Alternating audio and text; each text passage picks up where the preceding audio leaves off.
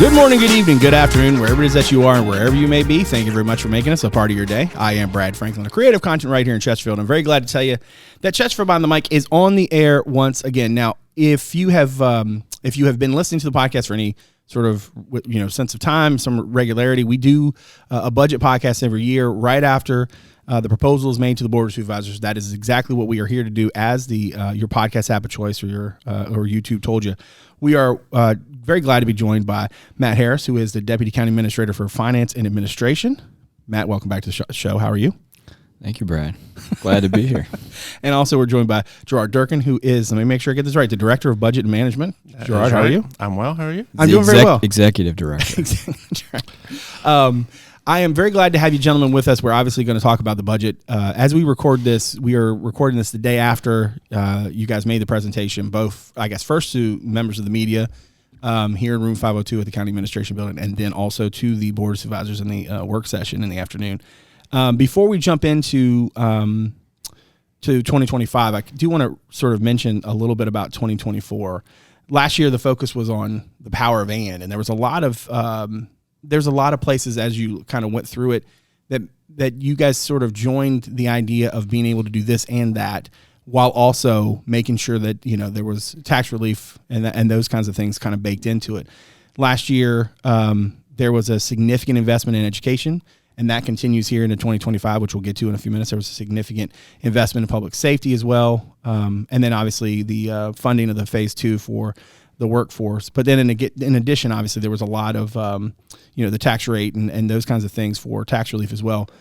What's the main theme, you think, of the 2025 budget? Because to me, as I sort of watched you guys both in the press briefing and then later in the presentation to the board, it seemed like the proposal is really focused on sort of continuing to carry those same themes forward. There was it really fit in a lot of ways with what you did in 2024. Would you say that's fair? And how would you sort of characterize the overall intent behind the formula of the budget? Yeah, I think formula is the right word. I think we've dialed in the formula. Gerard, I said it's like the recipe for Coca-Cola. Gerard said I can't say that. But I mean, you can say that as long as you don't claim to also own the formula. No, for Coca-Cola. he said it has too much sugar. So is it bad? Did Coke get canceled and I wasn't paying attention? Because that's bad for me. Apparently it did, Brad. I wish you guys could have seen the look on Gerard's face. Meanwhile, back to the budget. We'll be doing our health and lifestyle podcast later. But Oh yeah, that will be a fun one. But no, I think we do. I think we've developed a winning formula. In Chesterfield County the last 5 or 6 years in particular really got dialed in. I think COVID, anytime you have a disruption economically in particular, it kind of makes you focus on the fundamentals, right, on the basics, and you kind of reset that perspective. And I think that's by and large what happened here over the course of, it's been a wild ride. All the way from the COVID budget and the massive amounts of inflation that we've had to digest, and, right, and really just sort of at the same time we talked about last year, sort of paying the bills of, we had 10 to 12 years of, really subdued budget growth. We weren't able to invest in a lot of these priorities that we're talking about here today. We weren't really able to stick to the formula to the extent that we would want to. Right. So we've had to, reestablish that formula, because I think we've had it, certainly over our history, but we've really been keenly focused the last little bit, but doing it in against a weird backdrop.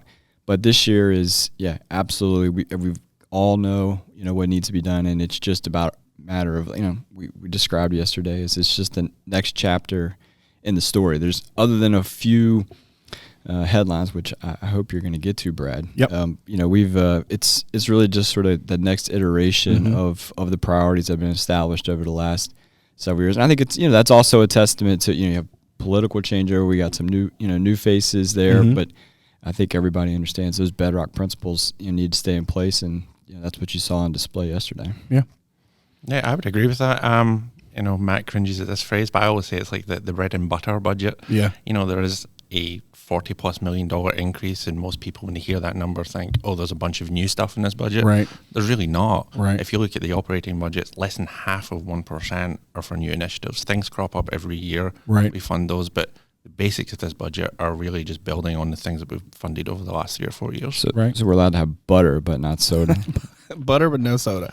If we did like if we didn't do like names of the podcast, we didn't do titles that were actually about the podcast, this would be butter, but not soda. That's like the perfect podcast title. That's how you're going to get the audience. No. All right. So let's talk about the numbers. What does the 2025 budget look like? What's the sort of increase from the current fiscal year? What's the staffing level look like? Talk to me a little bit about sort of all of that, including the proposed tax rate. Yeah. I mean, I think, even from a nominal basis, it's 4.9%, just a hair under 5%, and as we'll touch on at the end. I mean, that's just a moment in time. That was yesterday's number. The state, sometimes they develop a budget, sometimes they don't. Yeah. But so we'll get some more information from them by the time we end the process in a month or so. So it might go up or down a little bit, but plus or minus is going to hover around that 5% mark. That's a nominal increase, particularly if our inflation that we see as a local government entity is still running, somewhere between 3% and 4%. Right. So, I think it's a solid plan when you can move this many initiatives forward, deal with that, pressure from inflation, which on capital projects I would say is even more pronounced than that still. We're coming down off of it, coming down off a lot of these kind of COVID peaks, and I hate to still talk about it, but I mean, that's just the reality of the situation, yeah. Yeah, so assessments are up more than that. Right. And so that's one kind of question that we get. Well, I don't understand. My assessment's up by 7 or 8%. Again, assessments are coming down. We've already seen that through the first quarter of this year. Right.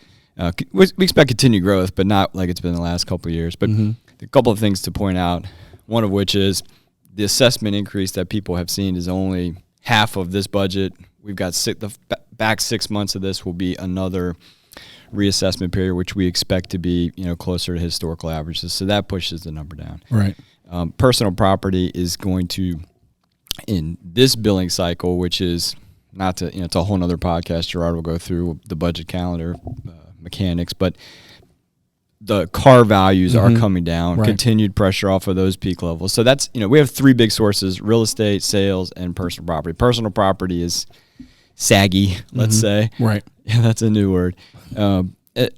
Sales tax is all over the map. It was very, very strong coming out of COVID, but it's been spotty up or down, and really kind of following national trends. And you see that 1 month people think the economy, no recession in sight, and then stuff could come out today and everybody says, well, the sky's falling. So it's a very kind of, there's a lot of volatility. I think that's what we've got. So we got 3 big revenue engines, only one of which is really humming along. The other 2 are sputtering a bit. And like I said, the back half of real estate is going to be lower. So that you put all that in the bowl and you mix it up and you get, less than 5% increase. So, relatively, modest growth, pretty much, what we've seen on average the last 20 or 30 years. Right. And then from a staffing perspective, it's, just north of 2%, with the bulk of those being in public safety, and then some pretty targeted increases in parks and libraries as well. And then the tax rate piece of it, Gerard, the focus obviously was to, if we're kind of following that theme, to kind of keep it moving in the same direction, keeping, where the tax rate ended up. Talk to me a little bit about sort of how that process came and what that meant for the proposal overall. Sure. So when the land book values are established, we get them from the assessor. We run them through our model. Fairly predictable activity. It's unlike personal property and sales tax that Matt said. We run that through our model. We look at the base assumptions for out-year growth. We don't assume what we've seen the last few years will continue through our 5-year plan. Right. Then we just really start that balance of, what do we need to continue the operations? What do we need, a growing population? How do we serve them in the way that they expect? But also recognizing that fine balance or equilibrium between, we recognize the pressures out there. Right. So it's really just finding that sweet spot between the 2. Right. And then it just becomes part of the deliberative process. As you saw yesterday, we presented the rate to the board. They adopted that maximum rate in December. Right. That doesn't mean to say, we go through this process, it all might shake out differently depending on what happens in terms of what the state does. Right. And it's something we look at year round, not just on real estate rates, but where we can. Right. That makes sense. Now, there was a lot of talk about infrastructure yesterday, and one of the things that kind of blew my mind a little bit was what we're doing in terms of the Powhite. Talk to me a little bit about sort of what are the infrastructure components of note in this proposal, and I'm guessing that's where you're going to start, because that to me seems like, I don't want to use the word revolutionary, but it feels very different than what I've seen from other types of bodies like the Board of Supervisors, like Chesterfield County government. Talk to me about the infrastructure components in this proposal. Yeah, kind of going back to your first question, Brad. I think the piece that we've added to the formula, I think that has rounded it out, has been infrastructure. I mean, right. Schools, public safety have always kind of been our hallmarks, but I think we've, even before the downturn, said, we've got some infrastructure needs that we've got to catch up on, and you've seen a variety of initiatives that have helped support that. We went through those yesterday. Really, right. All not to be over the top, but they're all historic. I mean, they're all in terms of the amount of money, the way that we've done it, some really creative things both boards have partnered on, with help from us number cruncher, type folks. So it's, we've had a good run as far as that goes. And I think yesterday was the next example of that. Right. And the one that has really, from the beginning of my career to now, local roads, 15, 20 years ago really wasn't something that you even talked about. I mean, right. It was kind of quickly passed off as, well, that's a state responsibility. And again, not to pick on the state because you told us not to. I don't think that was what happened, but that's fine. But, it's the reality is they aren't living up to that part of it, but they have given us tools to help ourselves do that. So in 2001, they established a regional authority that provided, through a small increase in the local option sales tax and fuels tax, it provides us about $30 million a year in pay-as-you-go funding, comes to us, and we can do whatever we want to within the transportation space. That's an important point, right? It's not just $30 million that is fungible for whatever priority. It has to be by law used for transportation. Right. But the problem with that is it sounds like a lot of money, but if you've followed any road project, you've had Chess on here, you've had a lot of people on the podcast, it's $30 million doesn't go a long ways on some of these major initiatives. So what tends to happen is we will put away part of it year after year, but by the time that you save up for some of these projects, the inflation cost, even in a normal environment, you're always chasing that to a certain degree. Right. That's right.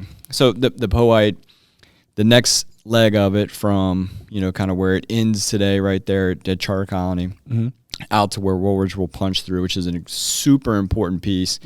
Just from a connectivity perspective, open up that part of the county. Woolridge will connect all the way to 288, so you'll be able to get off on 288, come, and then there'll be an intersection there. And just sort of, again, not new parts of the county, but established parts of the county that just need more connectivity. Right.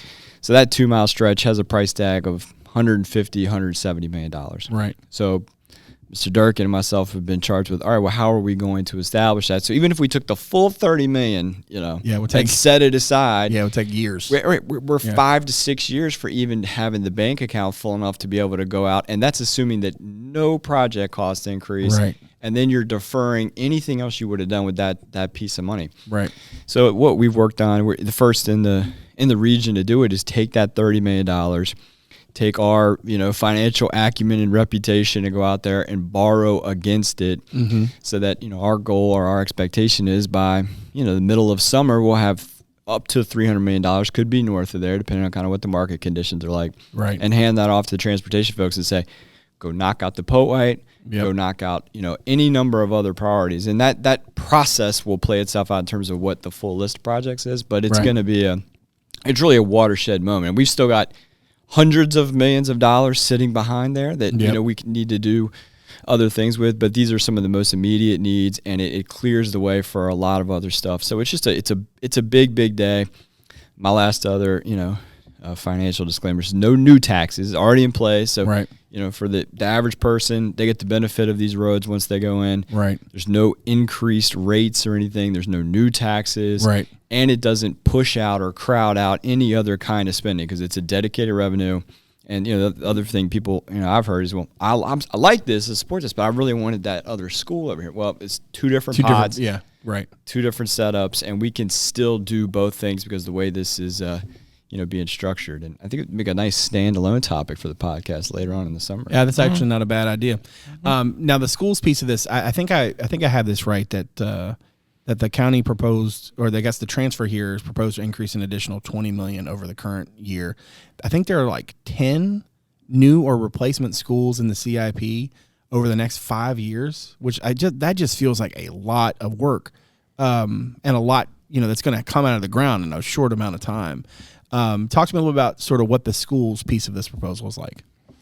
Well, first of all, I'd say we've had a really collaborative relationship with them over the last year building this budget. Yeah. They have done a fantastic job with us in crafting the budget that's before the board today. You're right, the recurring transfers going up by $20 million. You'll see a net of 15, but that is a step down of one-time funds. Right. On the capital side, there is a large, ambitious plan out there. We will work with them to achieve that. There are some funding gaps in there. Right. We, as part of our process every year, we work to fill those gaps. We will continue to do that through this process. But it is a really good, ambitious plan to add extra capacity north of 8,000 seats in the school system. Yeah. And it will bring down the capacity of the overall school system from like the 95 range down to the mid-80s. Yeah, which is great. And obviously a step in the right direction for not just what is existing, but what's to come down the road. Yep. Now, public safety was obviously a big focus in 24. In this budget, the same seems to be the case. I think spending rise is like 47% or so since FY18.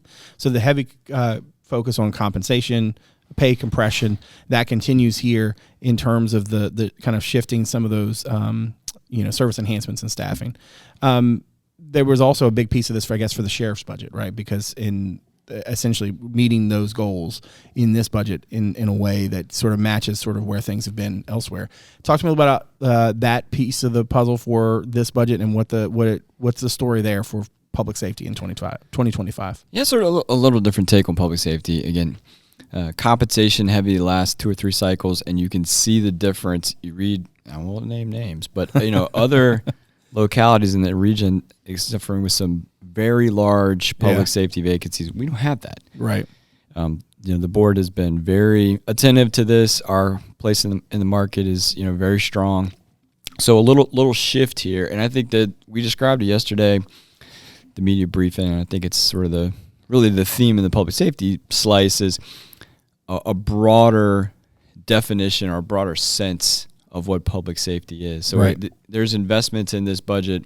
Certainly the sheriff, of the main 3 agencies is, we have been a little lighter there from an investment perspective, but we all understand and, what the sheriff brings and with his full range of services. So there's about $1.7 million. I think it's about 13 positions in that agency. But even within police, I think it's, and again, not to give you show direction, Brad, it was a 3rd grade podcast idea I've had here. Adding this caseworker concept within, the police department, right? Follow up with victims. The cases that they're seeing are just different, and it requires a skill set that is in addition to the traditional law enforcement. So adding those positions into police. There's additional help for school resource officers in police. In the fire department, it's continuation of this integrated mobile health unit, which is again proactive way of going out and do that. We've got resources in here, behavioral health folks that will be embedded on the county side that are there to work with these first responders. They go out and they see all kinds of things that we can't just imagine. Right. And we want to make sure that they have the supports. They need to go talk about that or whatever the need is after they're out doing that job. After that call ends, the impact doesn't. Right. And so we're trying to be, responsive and understand that. So it's a lot of public safety supports, but it's not just we're adding, 8 officers and 10 firefighters and 7 sheriff's deputies. It's recognizing that it takes an entire ecosystem to make that happen, all the way extending to our friends in the court system. We got Commonwealth attorney positions in here, circuit court clerk positions in here.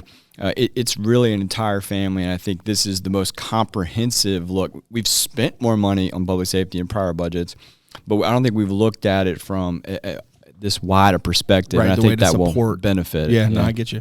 Now, let's wrap this up with sort of an idea of like what's down the road. Now, obviously, there's a lot in this budget from all the things we've talked about. There's the workforce piece of this in terms of, the fulfilling of the adopted sort of pay plans and those kinds of things. And also, too, the fact that you were able to do all of this with the real estate rate reduced for the third straight year.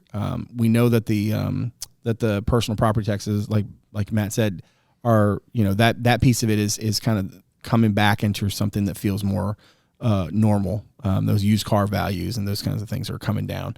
So what's left to come? If you're out there and you're listening, you want to check out chesterfield.gov/budget, I believe is the URL for how you get to see all the things and get the presentation, all that fun stuff. If you're watching this on YouTube, Martin's been showing you a variety of different things as we've kind of talked. So what's left to come? As you listen to this on Wednesday, there's a meeting tonight at North Courthouse Road Library. There's one tomorrow at Thomas Dale. The Spanish-speaking town hall is on Monday at Beulah. There's a Facebook Live. They all culminates at Matoko Elementary School next Tuesday. What's left now as you guys move forward in this process, aside from taking it to the public? It's time for Gerard to be with his fan base is really what the next 2 weeks are about. But a couple of things, somebody listen to this, Mr. Durkin and his team work extremely hard. They produce an entire 300, 400-page budget document with anything that you would want to know about this plan. So the presentation yesterday was great. We've been doing work sessions for the last couple of months. Podcast helps. These are all good resources, but if you're somebody that's like, I want to dive in and look at this myself and do my own analysis, it's all out there. And I think that gets lost. That document, I did it for many years. It's a labor of love, and it's really, really well done. So I would encourage people to take a look at that. We will be on the road next couple weeks, taking this conversation, just having it in libraries and gyms and living rooms or wherever they'll have us. And then we have a public hearing on the 27th. That's a chance for kind of that public road format to come back into the boardroom. Folks get a chance to direct their comments to the board members. Right. And then adoption on April 10th. Hopefully we find some information out about the state. I don't think you'll see a lot of changes on our side. Right. The state revenue estimates can be a little bit dodgy at times, but hopefully for the schools we can figure out that that gap somewhere between 0 and 23 million and put in some of those key supports that they would want. So I think that'll be the biggest change. But yeah, this is where we turn, instead of behind the mic, we turn it around 180 degrees and listen to the public and see what changes they might have. Good deal. Gerard, anything to add before we wrap up?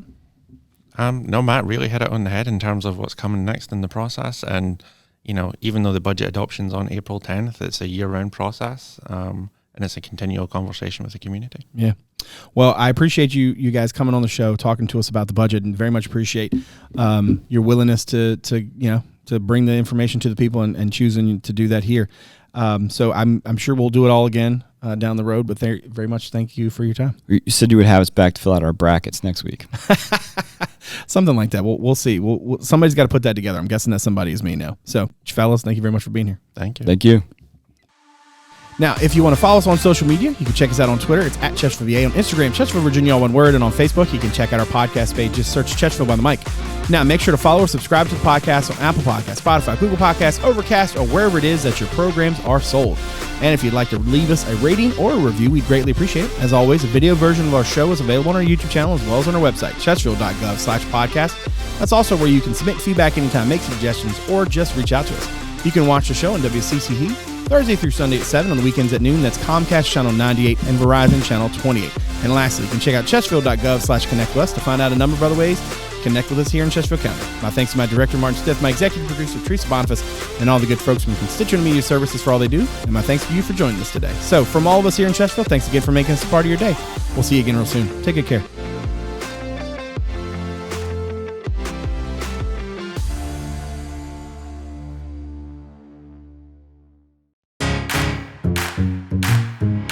From blogs to podcasts, and I'm very glad to tell you that Chesterfield Behind the Mic is on the air once again. Newsletters to alerts, social media, the latest community news. Welcome to the latest installment of This Week in Chesterfield. How to get in touch, and everything in between. If you want to know about Chesterfield County, our Connect With Us webpage has you covered. Chesterfield.gov/connect with us. Connect with us, your source for all things Chesterfield.